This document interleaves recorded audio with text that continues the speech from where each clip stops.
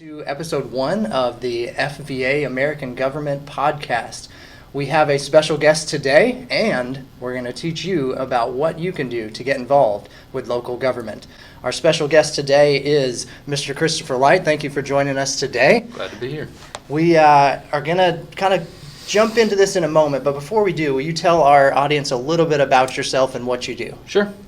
So my name's Christopher Light. I'm a several generation native of Forsyth County. I grew up in North Forsyth, went to Coal Mountain, North Middle, and North High. I went to college at Columbus State and played baseball down there, and then I went to law school at Atlanta's John Marshall, and I'm currently a land use attorney here in town in Cumming. In 2016, a couple vacancies were coming up on the Cumming City Council positions, and I threw my hat in the ring and ran a campaign and was elected to my first term, and I'm currently serving my second term with the Cumming City Council. Awesome. Well, thank you for sharing that.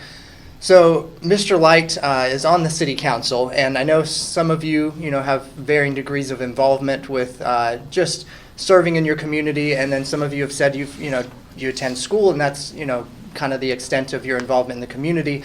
So what we're looking to do is get you guys involved and show that you can be a part of this, and you could potentially follow in the footsteps of Mr. Light here. That he's a Forsyth County School graduate and was able to, and still is able to make a big impact in the community. So as a graduate of Forsyth County Schools, why did you initially decide in 2016 when those vacancies were there, this is what I want to do? Yeah, so I actually get this question a lot, Paul, and big thing for me was I noticed in local politics that a lot of people were mad about something, and they wanted to run because they didn't like something that was going on in the community. But for me, growing up here and seeing the change and seeing everything, I love this community. This is my community, and I wanted to serve.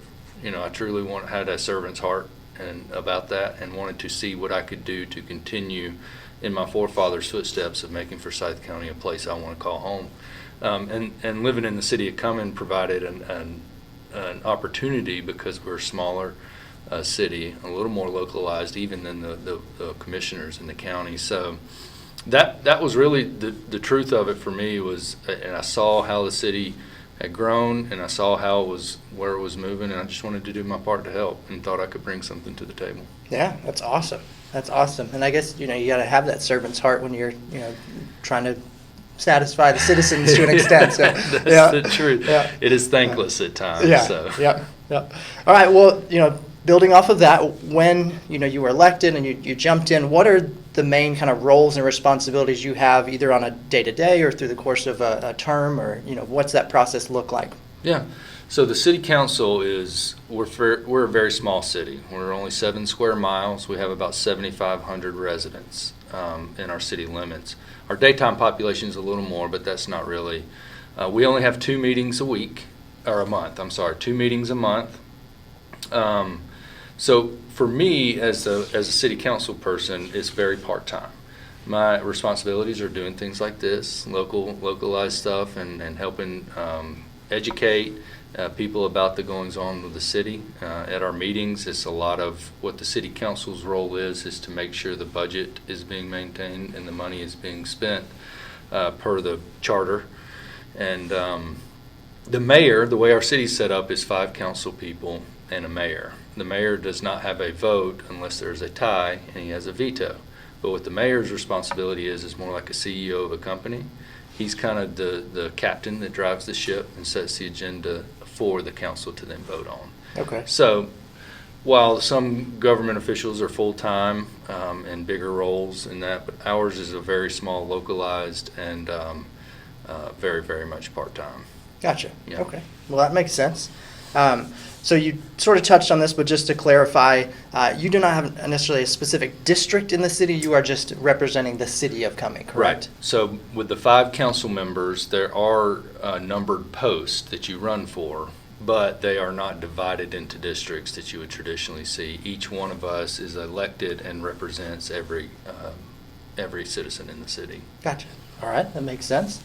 And you mentioned that you are an attorney outside. What is that like with balancing, your full-time job with Yeah. the addition of the part-time job? It's very interesting. Yeah, I am an attorney, but I joke that I don't even know where the courthouse is. I'm not at Perry Mason in the courtroom. I don't try cases. What I do is I work with local governments and work with people trying to develop property or get business licenses and working with local governments. So in my job, I'm also very much involved with Forsyth County local government, Dawson County, the surrounding areas, and making sure, helping people get through some of the red tape and processes through their thing. So I get an interesting perspective, which I can bring back to the city council of how other local governments do things, which is really kind of neat and kind of something that I'm able to bring to the table. Yeah, awesome.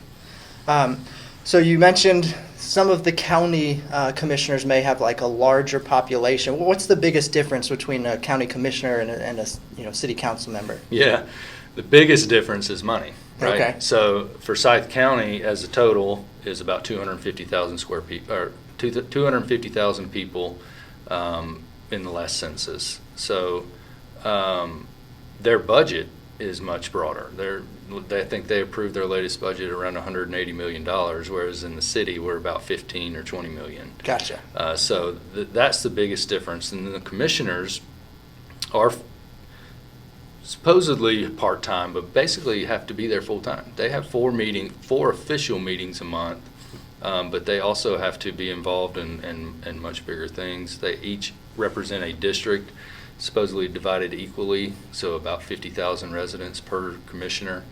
And their job is obviously just representing that many more people is a little more encompassing. So, Right.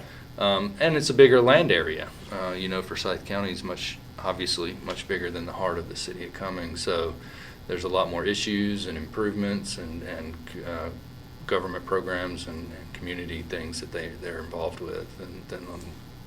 So it's almost like a shrunk down version at the city Gotcha. council. Yeah, yeah. Well, I appreciate you clarifying that.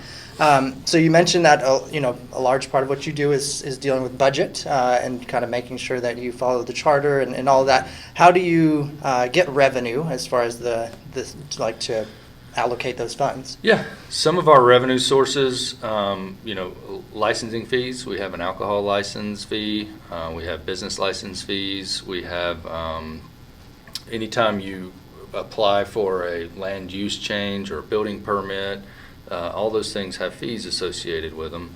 And then we have sewer infrastructure where our water and sewer department charge rates for people to have water and sewer service. And then there's also a thing called franchise fees where utilities pay to be in our right-of-way to serve our residents as well, and they pay a franchise fee. We have a hotel motel tax that's state regulated, but we get a portion of. But our largest funding source is the local option sales tax. It is for short LOST. And it is a 1 penny sales tax on everything that we buy. So there's a 5-cent tax, and then there's a state 6th cent, and then there's a local 7th cent of sales tax. And we get a share of that with Forsyth County that's negotiated every 10 years, which we're actually doing this year. Okay. We're negotiating the new revenue split on that local option sales There you tax. So that's spend more of your time with that too, right? There you go. Okay. All right. And then when you bring in all those funds and you're deciding, okay, how do we allocate this? How do you decide levels of importance of which, where more of the money goes and, justifying all of those things? That's a great question. So we have a professional staff with the city that starts. Our city manager, Phil Higgins, who's fantastic, by the way, gets and meets throughout the year with department heads to figure out needs of the community, needs of the department, how do we best serve and allocate our resources. And they develop budgets within their department, knowing from historical data about what kind of money there might be. Right. And then they present budget sheets to the city council. And we debate, discuss, and talk about them with department heads, with each other, to make sure that we believe the funding sources are being allocated to where they need to be. And at the end of that time, we pass an annual budget every single year of where that money is budgeted for, And then we also approve the revenues and losses from the year before, and we kind of can look at how our budget was allocated the year before and compare it to what we're going to do in the future year. Gotcha. That makes So sense. it's really kind of a process, but when it gets boiled down to us, a lot of the details and hard work has been laid out for us by our staff, and we just kind of make those final decisions, tweaks here and there. Right. But it's neat. It's a neat process, and It is. it's something that I enjoy doing. Yeah, well, that's good. It's always awesome when you enjoy what you do, Yeah. right?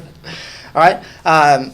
Now that since 2016, so you've been there, I guess, 6 years now, and you've been a part of a lot of things. What do you think is the most influential, either law or action or something that you've been a part of in those 6 years that have helped make the city of Cumming better like it is? Yeah. So I thought about this before, and it's nothing. One thing that I can really point to say that's the biggest one thing that we've ever done, but a couple things.